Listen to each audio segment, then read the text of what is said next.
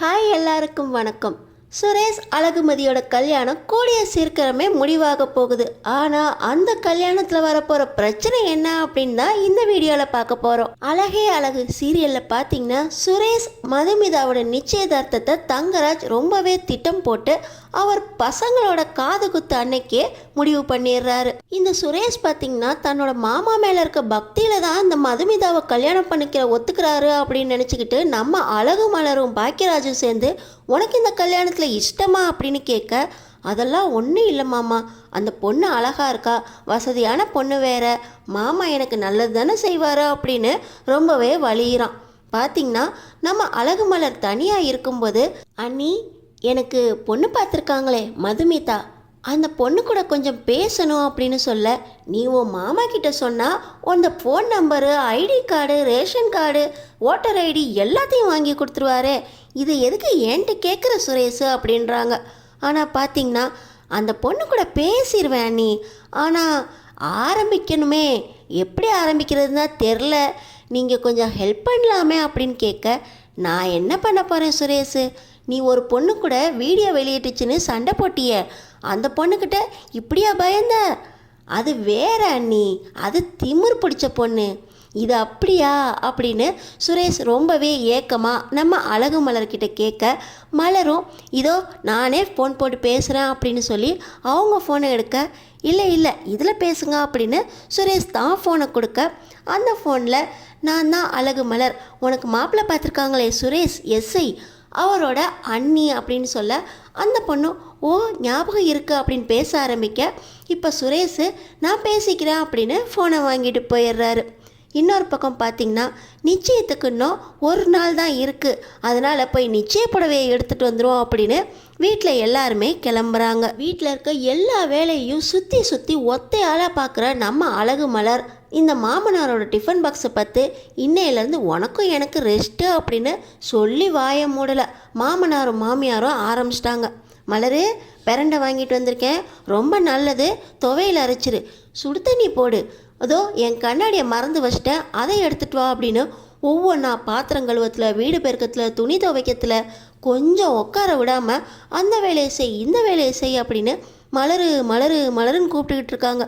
இப்போ தான் மலரு சொல்லுது, உங்களுக்கு தான் ரெஸ்ட்டு, எனக்கு ரெஸ்ட் இல்லை அப்படின்னு அந்த டிஃபன் பாக்ஸை தூக்கி ஓரமாக கடாசிட்டு உக்காந்துருக்காங்க. இவ்வளோ வேலை பார்த்த நம்ம அழகு மலரும் பாக்கியராஜும் நிச்சயத்துக்கு ட்ரெஸ் எடுக்க போகும்போது கூட வரக்கூடாதான், வீட்டில் அவ்வளோ வேலை இருக்குது, நீ அதை பாரு அப்படின்னு சொல்லிடுறாங்க.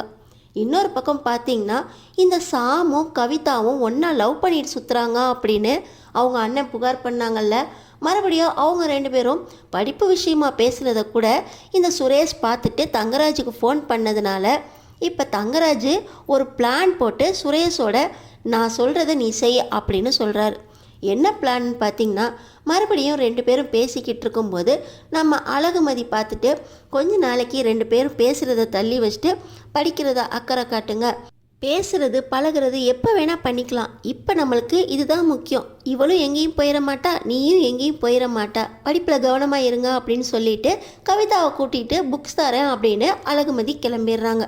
இந்த நேரத்தில் ஷாம் தனியாக இருக்கும்போது தங்கராஜோட ஆளுங்க அப்படியே பேக் பண்ணி வண்டியில் ஏற்றிக்கிட்டு கூட்டிகிட்டு போய் அவங்க தோப்பில் வச்சு கையை காலை கட்டி போட்டு ட்ரெஸ்ஸை அவுத்து அடி அடி அடின்னு அடிக்கிறாங்க.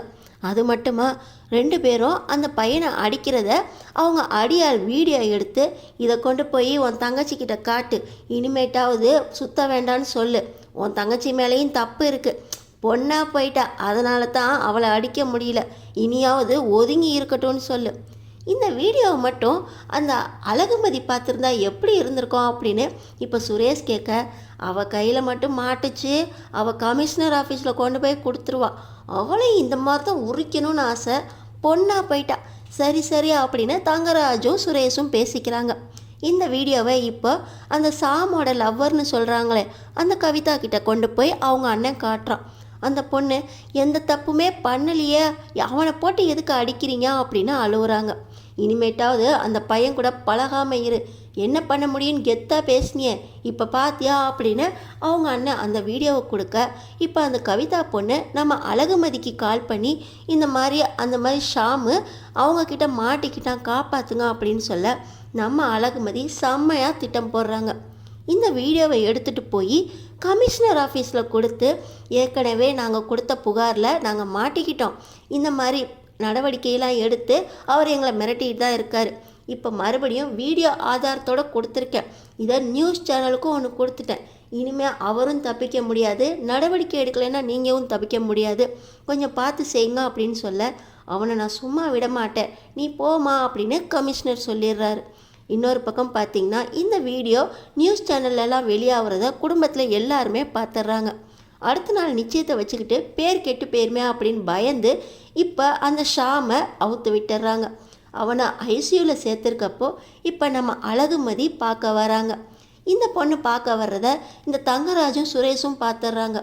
இவளோட வேலையாக தான் இருக்கும், இவ தான் நியூஸ் சேனலுக்கெலாம் கொடுத்துருப்பா, கமிஷனர்ட்டையும் இவ தான் பதிவு பண்ணியிருப்பா அப்படின்னு இவங்க 2 பேரும் என்ன பண்ணுறாங்க, நேராக நம்ம அழகுமதியோட வீட்டுக்கே போய், நீ தானே இந்த வேலையெல்லாம் பண்ண, நியூஸ் சேனலுக்கும் கமிஷனர் ஆஃபீஸ்க்கும் கொடுத்தது நீ தானா அப்படின்னு கேட்க, எனக்கும் இந்த விஷயத்துக்கும் எந்த சம்மந்தமும் இல்லை, இனிமேல் நான் இந்த விஷயத்தையே தலையிட மாட்டேன், என்னை விட்டுருங்க அப்படின்னு இந்த அழகுமதி அழகாக டாமா போடுறாங்க.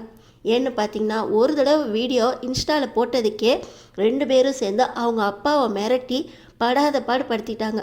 அவங்க வீட்டில் எல்லாருமே பயந்து போய் தான் இருக்காங்க.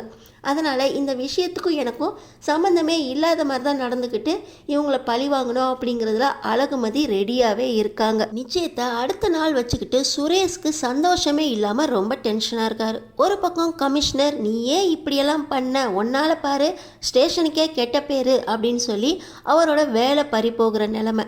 இன்னொரு பக்கம் அழகுமதி நான் இல்லை அப்படின்னு தப்பிச்சுக்கிட்டு அவங்க ஸ்டேஷனில் புகார் கொடுத்ததுனால, அப்போ இந்த வேலையை யார் பண்ணது, இந்த வேலை பண்ணவங்கள நம்ம ஏதாவது பண்ணலைன்னா நம்ம வேலை போயிருமே அப்படின்னு இந்த சுரேஷுக்கு ரொம்ப டென்ஷனில் அவரால் நிச்சயத்தில் கூட நிம்மதியாக பழக முடியல.